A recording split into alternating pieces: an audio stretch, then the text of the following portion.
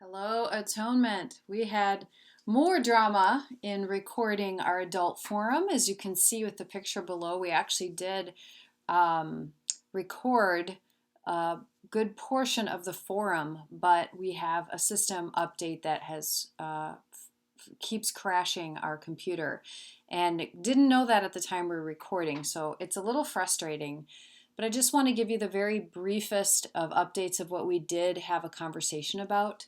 Because what you may often know is when you get a group of people together, the conversation bounces off in really interesting directions.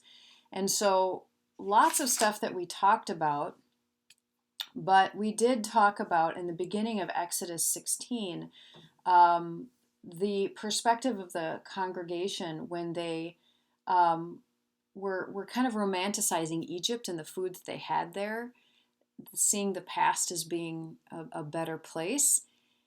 It may or may not have actually been that way, but usually when we're in a time of transition and anxiety, we tend to romanticize the past.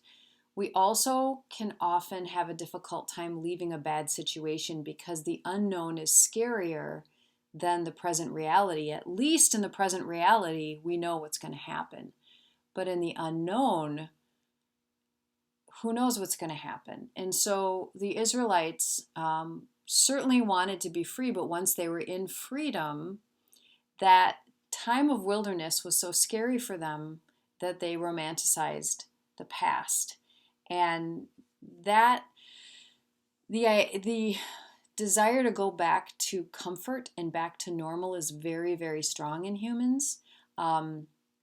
We see this a lot in our country. We see this in our congregations.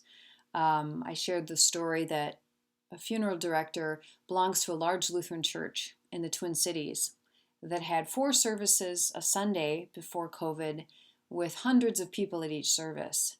And now that has been reduced to 2 services with less than 100 people in each service. So a massive shift.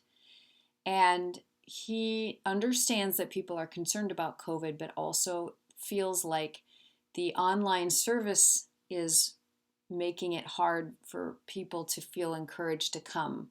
That if they took away the online live streaming, that people would come back in person again. And that there's not necessarily truth to what he's saying, but it's coming from genuine anxiety. And he's not the only one.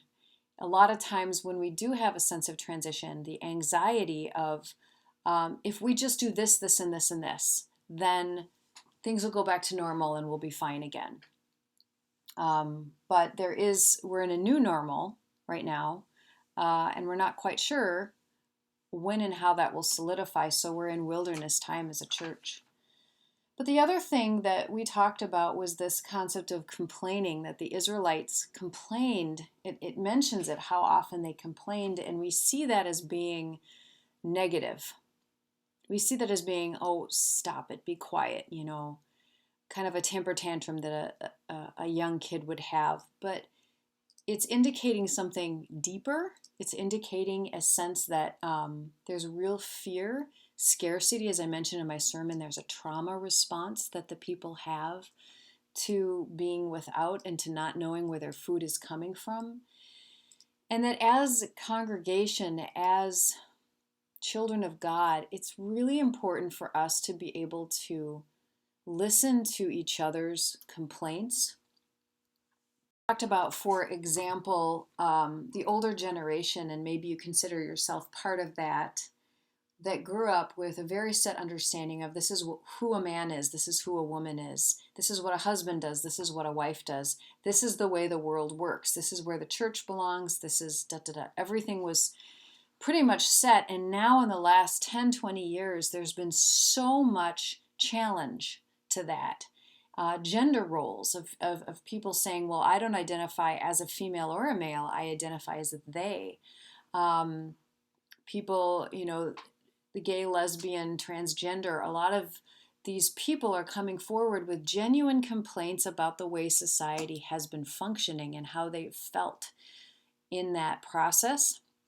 The Metoo movement was the voices of millions of women coming forward and sharing their stories of feeling unsafe, being harassed at work, to even being assaulted, and how the culture has not felt safe for them to report things, and there has not been follow through in the past. And then even too with the voices of Black people who have felt more emboldened to come out and highlight some of the stories of injustice, not just systematically, whether that's been in church, in work, in school, as well as in the way they're treated by police officers. And this complaining, it sounds like a negative word, but we should listen to that as being this is coming from a genuine place of trauma and worry and pain.